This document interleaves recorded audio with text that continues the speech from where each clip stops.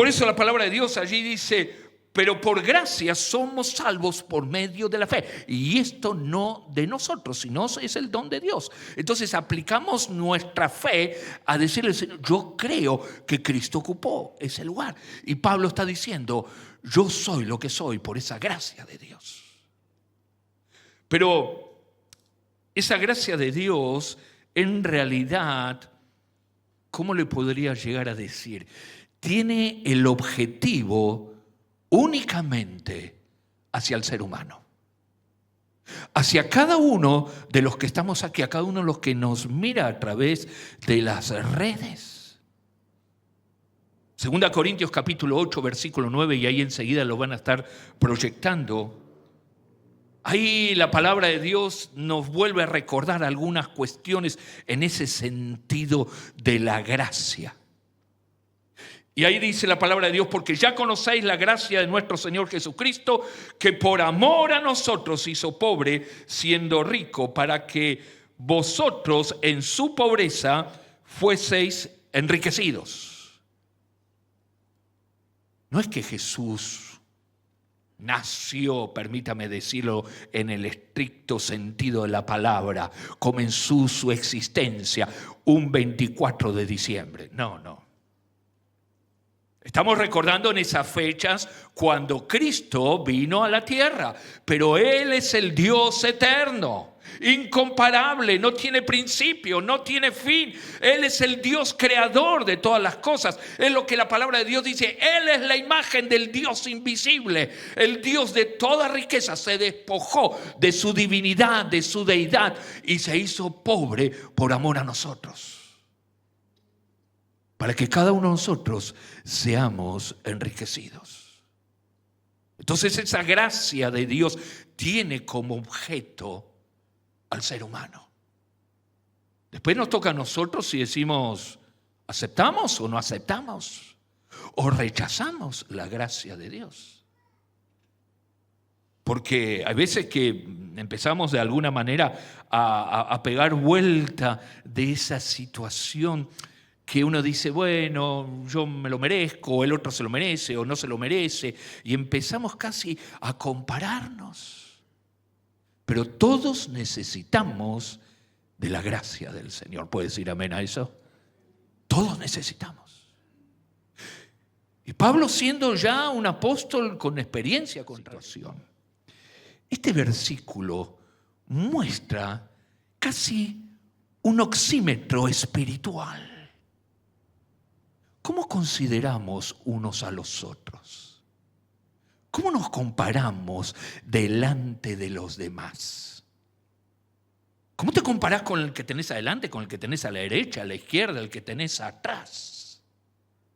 Porque a veces, consciente o inconscientemente, o nos sentimos como, porque tenemos más experiencia o más conocimiento de algún versículo, casi como que estamos en un escalón mayor.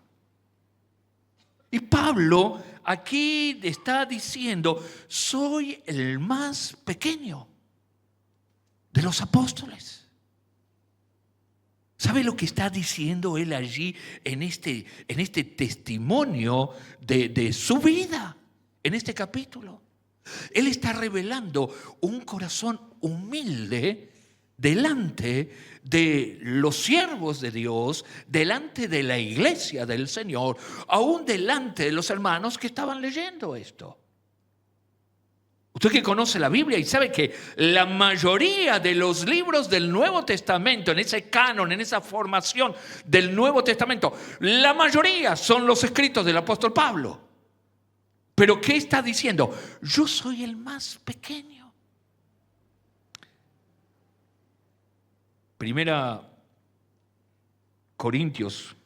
Filipenses, capítulo 2, versículo 3. ¿Vio que yo le contaba del aparatito que nos mide a ver cómo están las cosas por adentro? Yo lo voy a leer en la palabra de Dios para todos y dice: no hagan nada por rivalidad ni orgullo. En la versión Reina Valera creo que no hagan nada por contienda ni vanagloria. Sean humildes y cada uno considera a los demás como más importantes que sí mismo. El problema que tienen en la iglesia en Mozambique es que se sienten algunos que son más importantes porque, ¿viste? Saben 2 textos más que el otro, ¿viste? Y acá está diciendo, hermano, ¿qué te motiva? ¿Qué te motiva? ¿Qué te impulsa? Nada hagas por contienda, versión Reina Valera, nada hagan por rivalidad ni por orgullo. Que ese no sea tu motor. Que ese no sea, a ver, para que los demás se den cuenta. Pablo mismo está contando y está diciendo, hermanos, yo soy el más pequeño. Porque por más que él confiaba en la gracia de Dios, él tiene presente de dónde Dios lo había sacado. Y acá él abre el corazón en esa historia cruel del pasado. Dice, porque yo perseguí. Y la palabra perseguí, usted que conoce la Biblia, ¿quién era Pablo cuando todavía se llamaba Saulo? No solamente que buscaba llevar prisioneros a los que estaban en una reunión como nosotros, no solamente los encarcelaba, sino que dice la Biblia, allí Hechos los Apóstoles, que los torturaba para que renieguen de su fe. ¿Vio esos casos imposibles que uno dice, ¿quién lo puede cambiar a esa persona? Y es interesante lo que las caras que tiene el pecado. Porque Pablo dice, yo creía que agradaba a Dios haciendo eso. El pecado no es solamente una cuestión de inmoralidad, una cuestión señalada públicamente por los medios y por un ambiente más o menos religioso, sino desde el ámbito, dice, yo creía que con esto estaba agradando a Dios. Yo creía que Dios estaba recontento conmigo. Yo creía que con esto Dios me ponía la medallita del empleado del mes. Dice, yo perseguía a la iglesia. Entonces yo no lo merezco. Entonces fíjese cómo empieza de algún modo a mostrar justamente desde esa humildad, desde esa situación, que él, si no fuera por esa gracia de Dios. Hermanos, todos conocemos situaciones a veces que son difíciles. Hay situaciones. Romanos capítulo 3, versículo 23. Y ahí está el testimonio de todos nosotros. Por cuanto todos pecamos y estamos destituidos, alejados, separados de la gloria de Dios, pero siendo justificados, versículo 24, gratuitamente por su gracia, mediante la redención que es en Cristo Jesús. Y sabe que a mí se me escapa un gloria a Dios por esto. Porque habla, esa palabra redención, habla del precio que pagó Cristo en la cruz del Calvario. Pero esa obra de Cristo en la cruz del Calvario, ¿sabe a dónde ubica a los creyentes, a cada uno de nosotros, en esa verdad espiritual de la justificación? No es que seas justo, ni a nadie, no hay justo ni a un uno, sino que Dios nos declara justos, como que nunca, jamás hubiésemos pecado. Y permítame decirlo, el perdón ya es algo maravilloso, saber que Dios perdona tus pecados, pero mayor es la justificación, porque Dios te ve como que jamás hubieses pecado. Entonces te da la posibilidad de emprender esa nueva vida. Y Pablo, que había perseguido a la iglesia, que había de alguna manera marcado una historia de terror en la iglesia primitiva, le tenían miedo, se escondían los creyentes. A Pablo mismo, cuando él se encuentra con el Señor, él se quería encontrar con los hermanos para tener comunión, se escapaban todos. Pues ya no, seguro es una trampa esto, es una trampa. ¿Sabe qué? Los milagros de Dios a veces humanamente son increíbles, pero Dios es fiel y Dios hace las cosas como a Él le parece. Nadie quería juntarse con Pablo. Nadie. La gracia de Dios fue estando allí. Y alguna vez Dios le dice a la iglesia, apártenme a Pablo, juntamente con otro grupo de hombres que estaban en la iglesia de Antioquía, para el ministerio que yo les he preparado. Y ellos estaban sirviendo al Señor, y ahí empieza el trabajo del apóstol Pablo. Y Pablo dice, hermanos, no es que sea grande, yo soy el más pequeño. Porque aunque el Señor me salvó y su gracia ha sido grande, mi historia, yo me acuerdo, yo perseguía a los cristianos. No tengo premio en esto. Lo único que tengo es esto. Por la gracia de Dios soy lo que soy. Y yo quiero que en esta noche, muy rápidamente, podamos pensar en esto. Dejar que el Espíritu de Dios hable a nuestras vidas. Porque si estamos en este lugar, yo sé, como escuchamos el miércoles pasado, a veces los caminos para acercarnos a Dios, y no estoy hablando del único camino que es Jesucristo, estoy hablando de las circunstancias, como decía el pastor Matías Tomasín. A veces son enfermedades, a veces son problemas, a veces son circunstancias tan diversas por las cuales uno busca al Señor. Pero si estamos aquí es porque creemos que Dios es real. ¿Puedes decir amén a esto?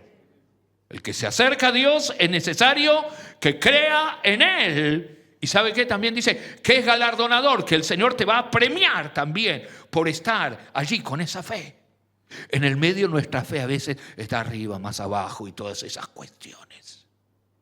Y Pablo dice, por la gracia de Dios soy lo que soy. Permítame parafrasearlo.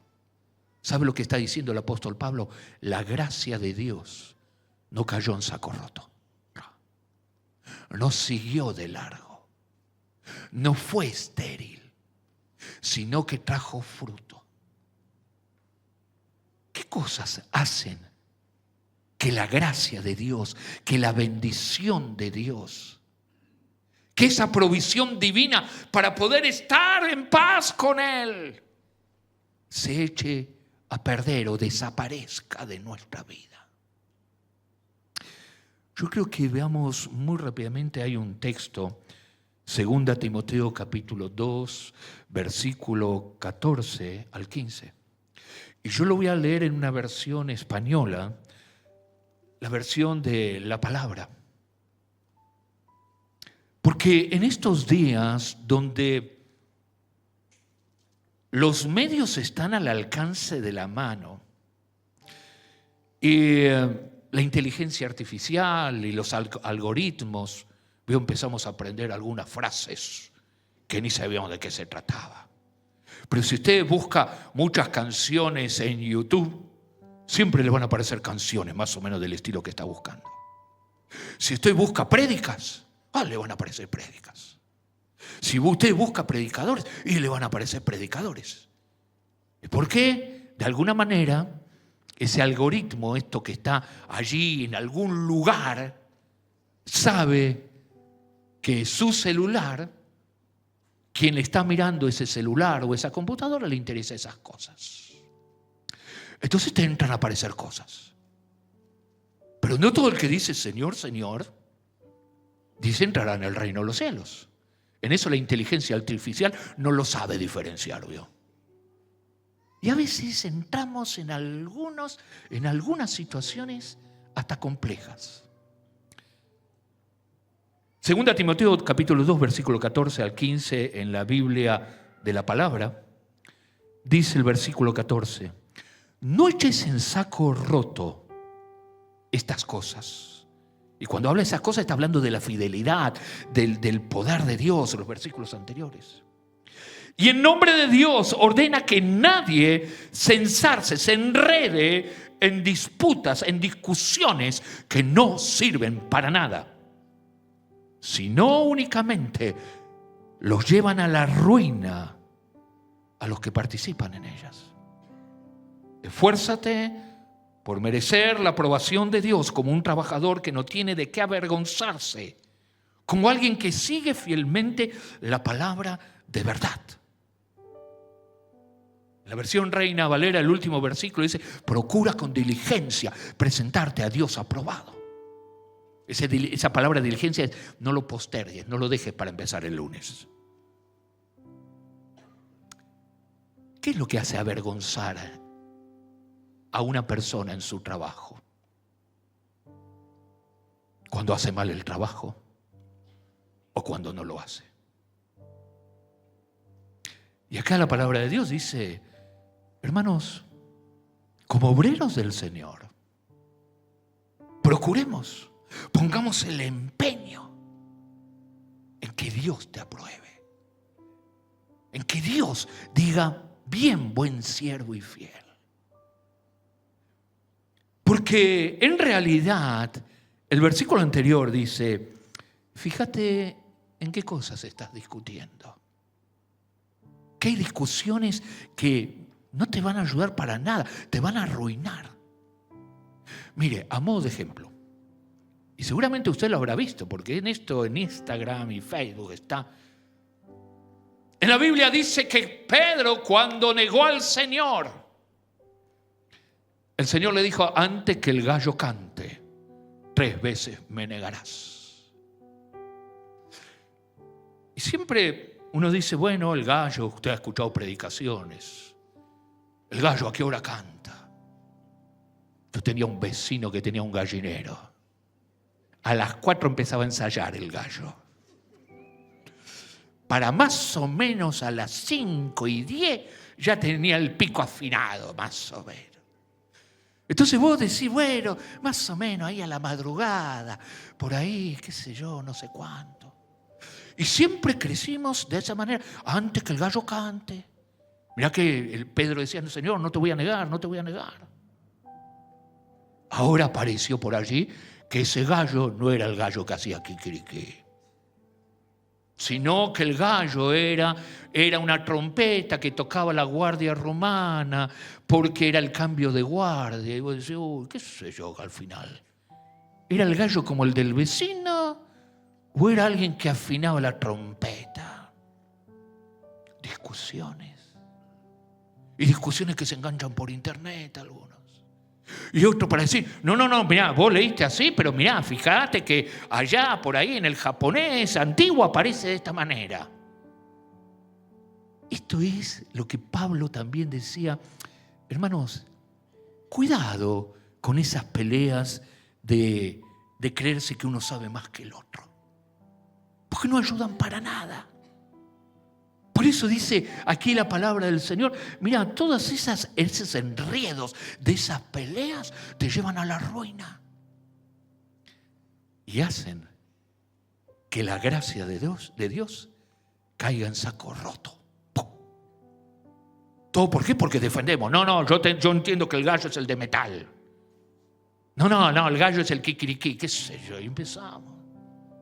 Y vio cómo es el ser humano. Bueno, a la derecha siéntense los que opinan así, a la izquierda vengan los del otro lado. Y ahí nomás nos armamos unas peleas sin sentido.